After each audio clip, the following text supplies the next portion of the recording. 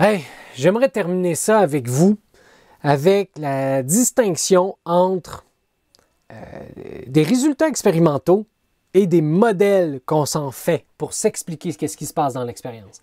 Tu sais, dans PV égale NRT, là, on était certain que la matière se comportait comme des particules, parce que dans les gaz, toutes les particules n'étaient pas en interaction les unes avec les autres, ou très peu. C'était des collisions élastiques. Fait qu'on savait qu'on n'était pas fait d'éponges qui se gonflaient, se rapetissaient. Non, non, non, c'était des particules super éloignées les unes des autres. On se l'imaginait après ça que ces particules-là, c'était des atomes indivisibles. C'était le modèle qu'on pouvait en déduire. Était-ce le cas? Même si on a gardé le mot atome dans le sens qu'il ne peut pas être divisé en grec, bien, flûte, on était capable de le diviser. Hein, ça a été Thomson qui a réussi à arracher les électrons d'un atome. Fait que c'est lui qui est arrivé avec son pain au raisin puis il a dit, bon, ben, dans un atome, finalement, il est divisible. Il y a une pâte positive dans laquelle tu peux arracher des électrons qui sont beaucoup plus petits, négatifs. Millikan avait fait les calculs. Mais était-ce vraiment un pain au raisin? Tu sais, là, après ça est arrivé l'expérience de la feuille d'or. Là, on a réalisé qu'on était fait surtout de vide. Si ce n'était pas des électrons, les électrons faisaient le volume. Puis là, avec les additions destructives, on a réalisé qu'est-ce qui faisait le contact entre la matière, pourquoi on n'était pas capable de passer à travers les murs, à travers nos mains quand on tape dans les mains. Était-ce un atome de format comme celui qu'on a vu avec les Simpsons? Pas tant. Fait que quand on a fait l'expérience avec le spectre d'émission, on a su que les électrons avaient des niveaux d'énergie définis. Fait qu'on se les représentait selon le modèle planétaire. C'était bien beau, mais était-ce vraiment ça? Pas tant. On a réalisé que les électrons se comportaient comme des ondes à cause de l'expérience, l'hypothèse de Broglie, puis l'expérience qu'on a faite dans les laboratoires canadiens. Fait qu'on a réalisé que l'électron était une onde tridimensionnelle. On l'a vu avec les matrices d'Heisenberg, on l'a vu avec l'équation de Schrödinger.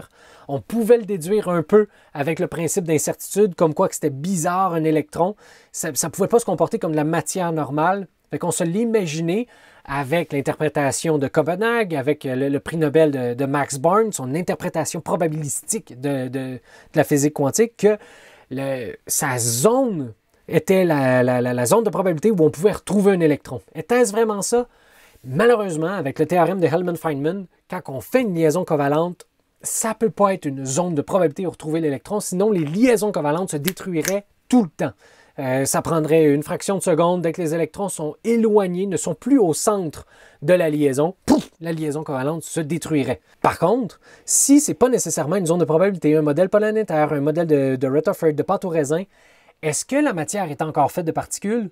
Oui. Est-ce que la matière est composée d'électrons négatifs dans l'atome? Oui. Est-ce que les atomes sont surtout faits de vide? Oui. Est-ce que les électrons ont des niveaux d'énergie? Tout à fait. Est-ce que l'électron est une onde tridimensionnelle? Oui. Ça marche. Fait que, en science, c'est vrai que c'est utile des modèles. Ça nous permet de nous imaginer comment ça se comporte dans l'infiniment petit ou dans l'infiniment grand, si vous faites de l'astronomie, par exemple. Mais ce ne sont que des modèles.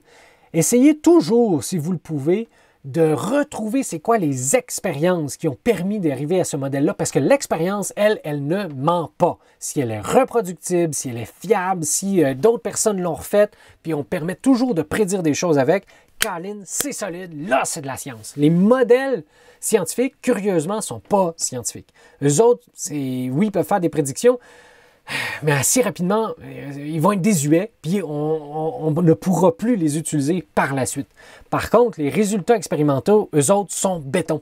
Fait que peu importe le domaine dans lequel vous allez aller, là, que ce soit en immunologie comme moi, ou que ce soit en astronomie, peu importe, essayez de retrouver les expériences qui ont permis d'arriver aux connaissances qu'on vous enseigne, et vous allez avoir une idée de la fiabilité de ce qu'on vous enseigne, de la notion qu'on vous apprend. Parce que si la science est tout le temps provisoire, ben, c'est parce qu'elle s'améliore tout le temps. Mais on bâtit toujours sur les expériences. Les modèles, eux autres, finissent par s'écrouler, pas les expériences. Fait qu'on termine avec la fameuse image que je vous avais montrée dans le premier cours. Aujourd'hui, on est capable de voir les différents nuages électroniques qu'il y a autour d'un atome d'hydrogène. C'est vraiment le fun. Fait qu'on était au début des années 1900, puis on s'imaginait déjà des orbitales S, des orbitales P, puis on les faisait mathématiquement. C'était tout accessible à vous autres, tout ça. C'est sûr, c'est tout plein de coups de génie, là, mais ça restait toujours relativement simple. Il y a ça de beau avec la science, c'est qu'on est capable de le reproduire, de le refaire, c'est logique, c'est prédictif. Et aujourd'hui, 100 ans plus tard, on est capable de voir ce que les gens imaginaient avant. Ils étaient certains de leur coup parce qu'ils étaient capables de faire des prédictions avec. Fait que gang, bienvenue en science. J'espère que vous allez triper longtemps. Ciao!